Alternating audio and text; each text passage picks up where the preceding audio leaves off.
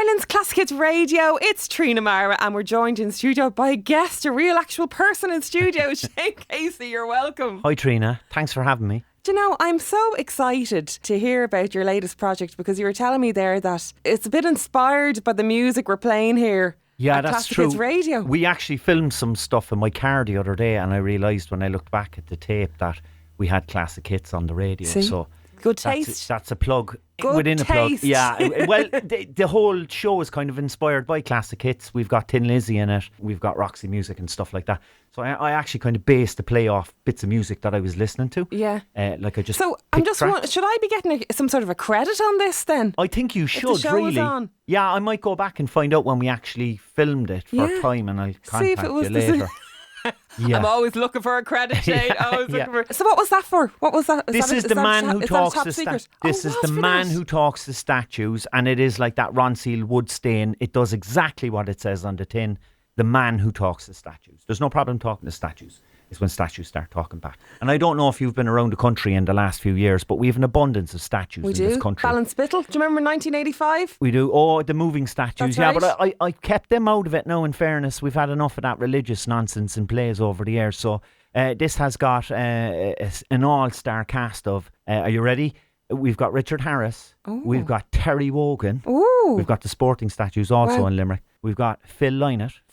Yeah. Lynott, I say. I think it's Lynott, is we've it? got Molly Malone, who looks mildly like Sade. So, yeah. We've got... listen, it could have been Joe Dolan. It could have been Rory Gallagher. It could have been John Lennon on the roof of Anfield. Yeah. It's just this time and this play, it's going to be that. And it's a one-man show. It's just over an hour in length, and it's a bit of a laugh, and it's got stuff going on in it as well. So this is on, Shane, in the Civic.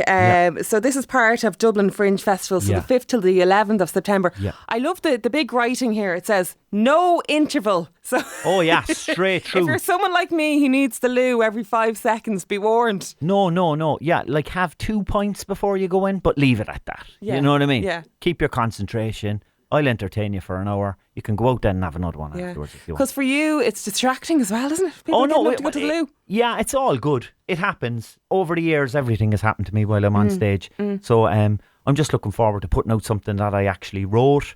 That's got a bit of heart that I'm really proud of, and I've been working on for a few years. This is the play version, and then at some stage I'd hope to turn it into a television show, kind of like Quantum Leap or something. Fabulous. Well, if you need anyone in the background to play the tunes, definitely. do you know what I mean? Well, you're in the play already. I didn't even know it. Yeah. Shane, I think we all know the accent, but you might tell everyone exactly where you're from. Oh well, I'm actually from Cork City, if you can believe that. Can you believe it? Yeah, I'm actually, and I'm really from the south side. I know a lot of people consider me like some sort of king of the north side because I play Billy Murphy in The Young Offenders.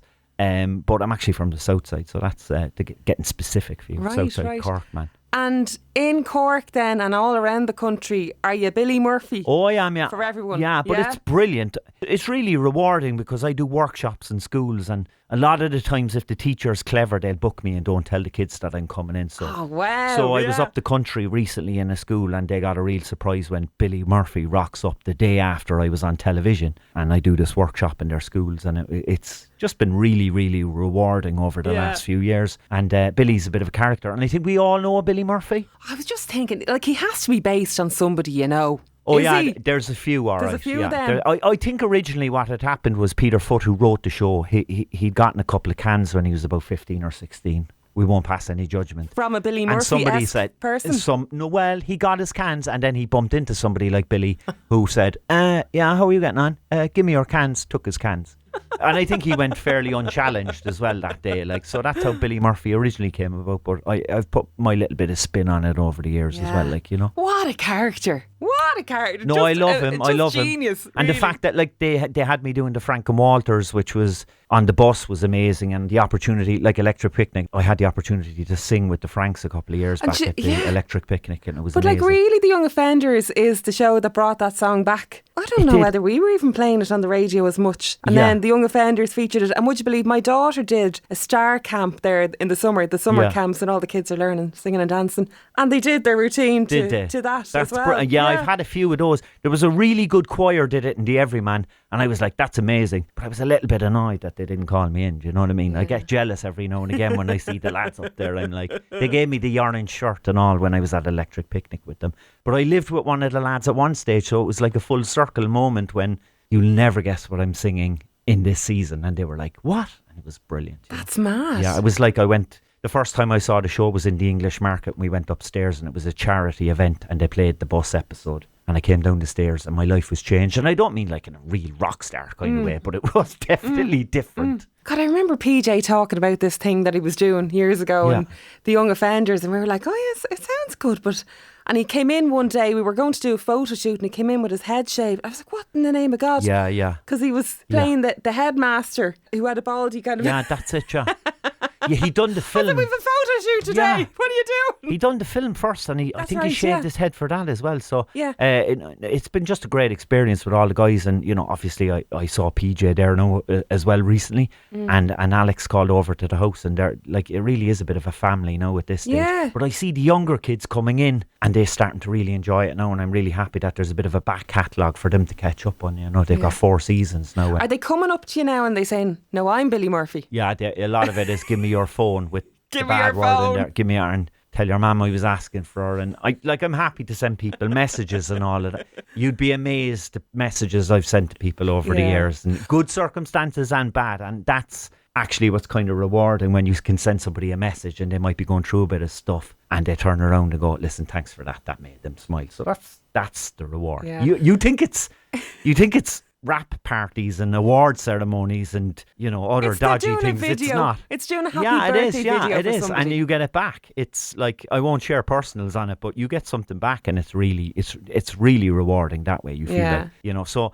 the therapeutic... You need to start charging though. Yeah, well, that's why I'm putting on my play, so people can start paying me back now by going to my show, switching off for an hour and paying me that way. And if you enjoy it, that's great. And if you don't... Shane, I'm telling you, you're missing out on a gold mine there. There's loads of people on that Cameo, people that aren't even complete Z-listers. Do you think I didn't try to sign up for Cameo? It's very hard to do in Ireland. Yeah, I tell you now, I would have had my house paid for. I'm sure the local milkman is on there and everything. Yeah, that's it. But we might look into it again at some stage. But we'll see. You need to do something with that. Absolutely. Yeah. We were talking there about you getting the train up to Dublin. Yeah. And how packed it was. And I was saying about the train that I got from Cork recently, the empty carriage and the person sitting at... Like, what's the story with... You're in an empty carriage and somebody sits beside you. Oh, it's terrible, yeah. There should be That's what I said. I'm against actually terrified about going to the cinema, because I know it'll be full, but I know I'm going to have someone on their phone. And then I'm going to have to get up. And they'll get a fright because they think, and that's my phone, they think I'm Billy Murphy when I'm going, could you turn off your phone, please? You know, should have said, give me your phone. Yeah, but the train this morning in the quiet carriage, Erin Road Erin, not a quiet carriage. Yeah. I'm not complaining, but I have to get the bus back because it's full tonight. Are you joking me? Yeah, I have to get the bus back to Cork because the train is full tonight. There's not one seat for you? No, normally I get bunked up as well to first class. The guys are very good in there, like, you know, so they could give me a card, couldn't they? Like, it's a pass. I have a box room there if you need to stay tonight and get the train tomorrow. No, I'll think about it. Could be a long day, all right? Yeah. All right, Shane, it is good to see you. So give us an L plug again. It's called The Man Who Talks to Statues. Out in the Civic. Yeah. Will you take this around the country, do you think? Oh, we will next year, definitely. You will? Yeah. Will you come back in and see me? I will, definitely. Super, all right. Thank Shane you. Casey, everybody. It's Ireland's Classic Hits Radio.